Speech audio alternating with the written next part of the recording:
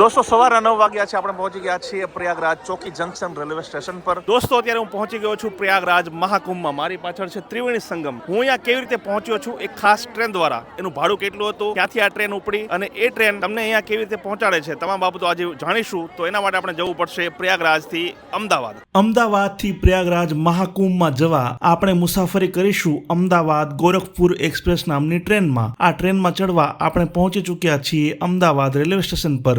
સોમવારને બાદ કરતા બાકીના 6 દિવસ આ ટ્રેન અમદાવાદથી સવારે 9:10 ઉપડે છે। તો ચાલો આપણે પણ ટ્રેનમાં આપણી સીટ પર બેસી જઈએ। તો આજની અમારી જે સીટ છે ને ભાઈ એ S3 માં છે અને અમારો નંબર છે 19, 21 અને 22। જો આ છે અમારી જગ્યા। ક્યાં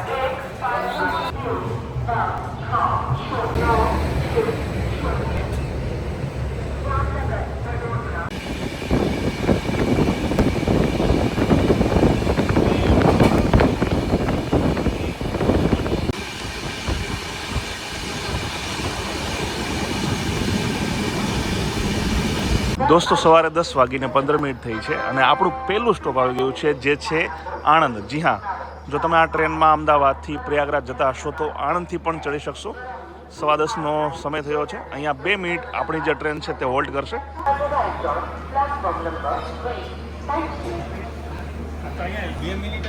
दोस्तों થોડું કરેક્શન કરેલું, આ ટ્રેન આણંદમાં 10:01 આવે છે અને 2 મિનિટ ઊભી રહે છે।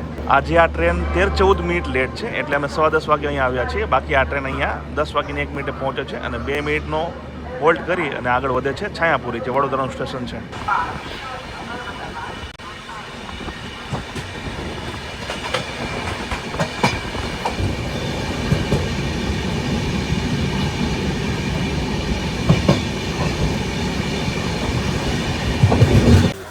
તો દોસ્તો 10:50 થઈ છે અને અત્યારે આપણે આવી ગયા છીએ છાયાપુરી। છાયાપુરી એ વડોદરાનું જ એક સ્ટેશન છે અને જે આ બાજુથી એટલે કે દાહોદ બાજુથી ટ્રેન જતી હોય એ મોટા ભાગે છાયાપુરી ઊભી રહે છે। તો લગભગ 5 મિનિટ લેટ છે આ ટ્રેન। અહીં લગભગ 10:45 વાગે આવવાનો સમય છે પણ 10:50 કે 51 જેવો સમય છે। અહીંયા પણ 2 મિનિટનો હોલ્ડ છે। તો હવે ફાઇનલી આપણી ટ્રેન જે છે છાયાપુરી રેલવે સ્ટેશનથી આગળ વધી છે। અહીંયા લગભગ 15 થી 20 મિનિટ જેટલી આપણી ટ્રેન અહીંયા ઊભી રહી હતી। મને લાગે છે બીજી 2 ટ્રેન જે નીકળી એને ક્રોસિંગ આપવા માટે આપણી ટ્રેન જે છે અહીંયા 15-20 મિનિટ સુધી સ્ટોપ રહ્યો, બાકી તો અહીંયા 5 મિનિટ ઊભી રહે છે। ભાઈ હવે દરેક ગુજરાતીઓને એક જ વસ્તુની રાહ છે કે સામે જે તમને દેખાય છે ને ભાઈ બુલેટ ટ્રેન, એ ક્યારે ચાલુ થાય છે। જ્યારથી આ પ્રોજેક્ટને લીલી ઝંડી સરકારે આપી હતી ત્યારથી દરેકનું ગુજરાતીઓનું ખાસ તો સપનું છે કે ભાઈ અમદાવાદ મુંબઈ બુલેટ ટ્રેન શરૂ થાય એટલે પહેલી મુસાફરી કરવી છે। ભાઈ મને ઈચ્છા છે કે ભાઈ જે પહેલી ટ્રીપ ઉપડે ને ભાઈ અમદાવાદથી મુંબઈ, એમાં આપણે ચડી જવું છે, ભલે ગમે એટલું ભાડું હોય।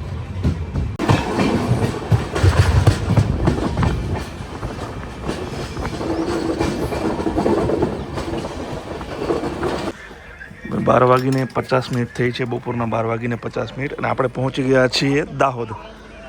આ ટ્રેન ગુજરાતના જે 3 સ્ટેશન પર ઊભી રહે છે, એક છાયાપુરી, એક તો આણંદ અને એક છે આ દાહોદ। હવે આપણી જે આ ટ્રેન છે તે મધ્યપ્રદેશની બોર્ડરમાં એન્ટર થશે। આ ટ્રેનમાં તમે ગુજરાતથી માત્ર ટોટલ મળીને 4, અમદાવાદ, ત્યારબાદ આણંદ, ત્યારબાદ છાયાપુરી અને આ દાહોદ, દાહોદમાં આટલી જગ્યાએથી તમે ચડી શકો છો। આ દાહોદ સ્ટેશન છે। ઘણી બધી જે મધ્યપ્રદેશ જતી ટ્રેનો હોય છે ગુજરાતથી, તે આ સ્ટેશન પર અચૂક ઊભી રહેતી જ હોય છે। જો તમે પણ આ સ્ટેશન પર ક્યારેય આવ્યા હોય તો કોમેન્ટમાં લખજો। હવે તો ખાસો એવો વિકાસ થયો છે, પહેલાં આની સ્થિતિ કેવી હશે એ તો ખબર નહીં, કારણ કે આ રોડ ઉપર મારે મોટા ભાગે આવવાનું થતું નથી। ભાઈ જમવા માટે દહીં લેવું હતું પણ અહીંયા દહીં છે ને એટલે હવે છાશથી અમે અમારું કામ ચલાવી લઈશું। જો આ મુજબના છાશના જે પેકેટ આવે છે આ 20 રૂપિયાનું એક છે, માર્કેટ મુજબ જ પ્રાઇસ છે, કે વધારે લેતા નથી। દહીં મેં જોયું 2-4 જગ્યામાં પૂછ્યું અહીંયા પણ ક્યાંય દહીં છે નહીં, અને જે વચ્ચે અંદર વેચવા આવે છે એમની પાસે પણ કોઈ દહીં છે નહીં। બપોરના 1 વાગ્યા છે, દાહોદ સ્ટેશન ગયું, મેં તમને કહ્યું તેમ દહીં ના મળ્યું। છાશથી અમે કામ ચલાવશું અને ગુજરાતીઓ છીએ એટલે શું ટ્રેનમાં લાવીએ, સૂકી ભાજી અલગ લોકો લાવ્યા છે। આ મુઠિયા હતા, મુઠિયા ખવાઈ ગયા। આ સૂકી ભાજી છે, થેપલા આવી ગયા, આ વેફર આવી ગઈ, બીજી પણ ઘણી બધી વસ્તુઓ છે। સાથે જ આપણે જે દાવત લીધી હતી 20 રૂપિયાવાળી છાશ એન્જોય કરીશું, પછી આગળની વાત કરીશું, બરાબર ને?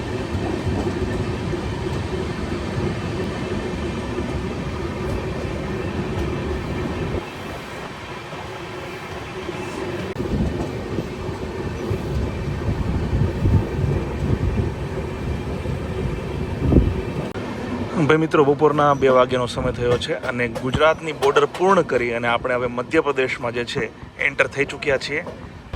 ભાઈ એક્ઝેક્ટ કયા વિસ્તારમાંથી આપણે જઈ રહ્યા છીએ તો ખબર નથી, પણ એકદમ લીલોછમ વિસ્તાર છે. શિયાળો હોવાના કારણે બધા જે ખેતરો છે ને ભાઈ એકદમ લહેરાઈ રહ્યા છે પાકથી, અલગ અલગ પાકથી.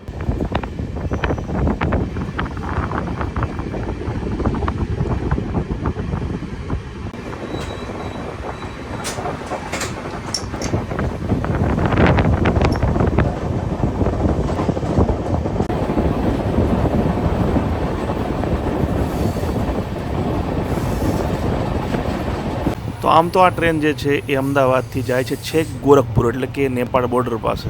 પણ આ ટ્રેનમાં જે 90% યાત્રિકો છે ને એ પ્રયાગરાજ ઉતરવાના છે. મતલબ કે 90% લોકો મહાકુંભમાં જવા માટે જ આ ટ્રેનમાં બેઠા છે. એટલે કે રીતે તમે સ્પેશિયલ મહાકુંભ ટ્રેન પણ આને કહી શકો. ક્યાંય બેસવાની જગ્યા નથી. મોટાભાગના જનરલ કોચવાળા પણ ઘણા બધા સ્લીપરમાં આટા મારે છે અને ઘણા બધા જેની ટિકિટ કન્ફર્મ નથી થઈ એ લોકો પણ હેરાન થઈ રહ્યા છે. એટલે જો તમે મહાકુંભમાં ટ્રેનમાં જતા હોય ગુજરાતમાંથી કોઈ પણ જગ્યાએ, તો જો ટિકિટ કન્ફર્મ હોય ને ભાઈ તો જ જાજો, બાકી હેરાન થવાનો વારો આવશે. ભાઈ જો ટ્રેનમાં આ પ્રકારની વસ્તુ વેચવા આવે ને ખાવાની કંઈક મજા જો ભાઈ. આ જામફળ વેચવા માટે માસી આવી ગયા છે. 20 રૂપિયાનું કહે છે, પણ કાકા છે થોડું મોંઘું લાગ્યું. આની એક મજા છે. કોઈક ભૈરવગઢ નામનું સ્થળ છે જ્યાં વોલ્ટ નથી પણ ટ્રેન થોડી ધીમી પડી છે. આ ટ્રેનની વર્સ્ટ એટલે કે ખરાબ જે બાબત છે ને એ છે કે વોશરૂમ છે ને એમાં કેટલાક વોશરૂમમાં પાણી નથી, ગંદકી છે, એકદમ મિક્સ પબ્લિક આવી ગઈ છે અને આપણે વોશરૂમ જેટલા પણ છે 2-3 બધા ખરાબ કન્ડિશનમાં છે. વાહ, રસ્તામાં એક મસ્ત નદી આવી ગઈ છે. નદીમાં પાણી પણ છે જો.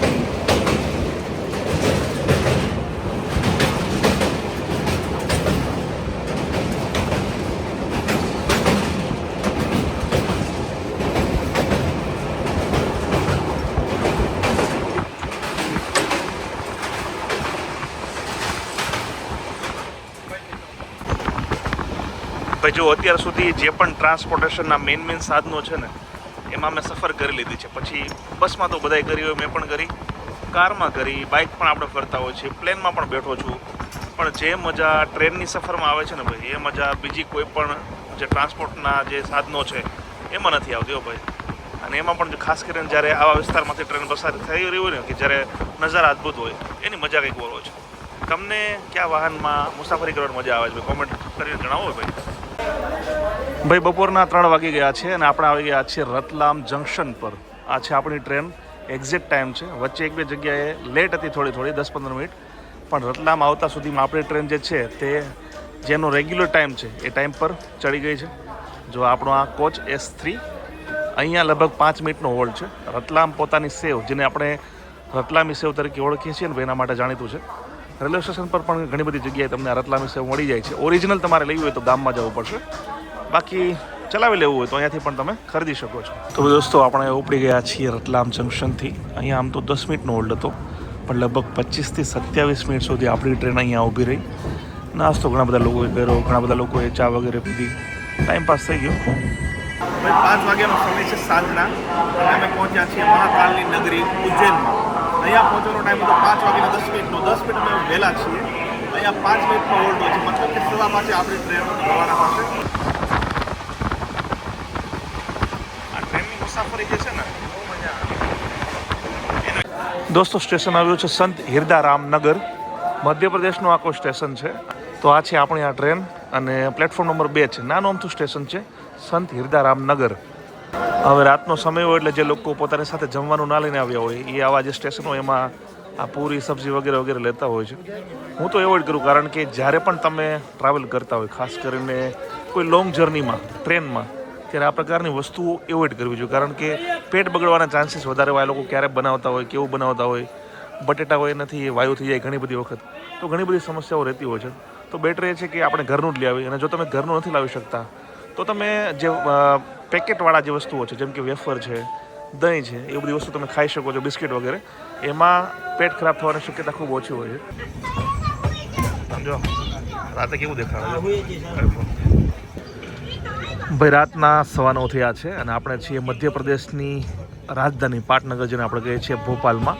જો કે ભોપાલમાં ટ્રેન ઊભી રહેતી નથી. આ ભોપાલનો બહારનો શહેરનો જે બહારનો વિસ્તાર હોય ત્યાંથી પસાર થાય છે. થોડી ધીમી પડી છે આપણી ટ્રેન. અમે રાતનું જે આપણે ભોજન કહીએ વાળું એ કરી લીધું છે, એ તમને મેં દેખાડ્યું નથી, પણ થઈ ગયું છે મસ્ત, કારણ કે ભૂખ વધારે લાગી હતી. હવે ભાઈ સીધું છે ને ભાઈ સુઈ જ જવું છે. સવારે ભાઈ જ્યારે જ્યાં ઊભી રહેશે ને જ્યારે મારી ઊંઘ ઉઠશે ને ભાઈ ત્યારે દેખાડીશ કે જગ્યા કઈ છે. બાકી અત્યારે રામ રામ.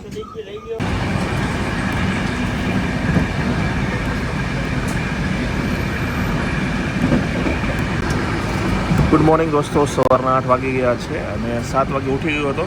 બ્રશ કર્યું, થોડો નાસ્તો કર્યો અને હવે તમને થોડા નજારા દેખાડી દઉં. અત્યારે આપણે યુપીમાં છીએ અને પ્રયાગરાજ હવે અહીંયાથી માત્ર 50 કિલોમીટર દૂર છે. લગભગ અડધી પોણી કલાકમાં આપણે પહોંચી જશું. જે એક્ઝેક્ટ ટાઈમ છે ત્યાં પહોંચવાનો તે છે 8:45 હવે જોઈએ છે કે ભાઈ ટાઈમસર આપણે પહોંચાડે છે કે નહીં. લેટ થશે તો મને લાગે છે 5-10-15 મિનિટ થશે, બાકી નહીં વાંધો આવે. ઓવરઓલ જે રાતે ઠીક નીંદર પણ આવી ગઈ, પણ ઘણા બધા લોકો ટિકિટ વિનાના પણ ચડ્યા હતા. ઘણા બધા લોકો કન્ફર્મ નથી થઈ ટિકિટ એવા લોકો પણ હતા. તો આખી રાત ટીસી આવે એને પકડે, આ છે તે છે, તો ઘણી બધી પ્રોબ્લેમ પણ થઈ, પણ ઓવરઓલ નીંદર થઈ ગઈ, કોઈ વાંધો ના આવ્યો. દોસ્તો સવારના 9 વાગ્યા છે, આપણે પહોંચી ગયા છીએ પ્રયાગરાજ ચોકી જંકશન રેલવે સ્ટેશન પર. કાલે એટલે કે ગઈકાલે સવારે 9 વાગે અમદાવાદથી આપણે બેઠા હતા. 24 કલાકમાં આજે આપણને પહોંચાડી દેવામાં આવ્યા છે. તો દોસ્તો હું તો ટ્રેનના માધ્યમથી પ્રયાગરાજ મહાકુંભ પહોંચી ગયો, પરંતુ જો તમારે પણ ટ્રેનમાં આવવું હોય તો ઘણી બધી મોટાભાગની ટ્રેન બુક છે. કોઈ જગ્યાએ ટિકિટ નથી મળતી, તત્કાલમાં ટિકિટ લઈ લેજો, અને જો ના મળે તો વાયા દિલ્હી થઈને પણ તમે આવી શકો છો. ઘણી બધી બસ પણ સેવા ચાલુ થઈ ગઈ છે, તેમાં પણ આવી શકો છો. પરંતુ હા, 144 વર્ષ બાદ આ એક યોગ સર્જાણો છે, તો પ્રયાગરાજ મહાકુંભમાં ડૂબકી લગાવવા જરૂર આવજો.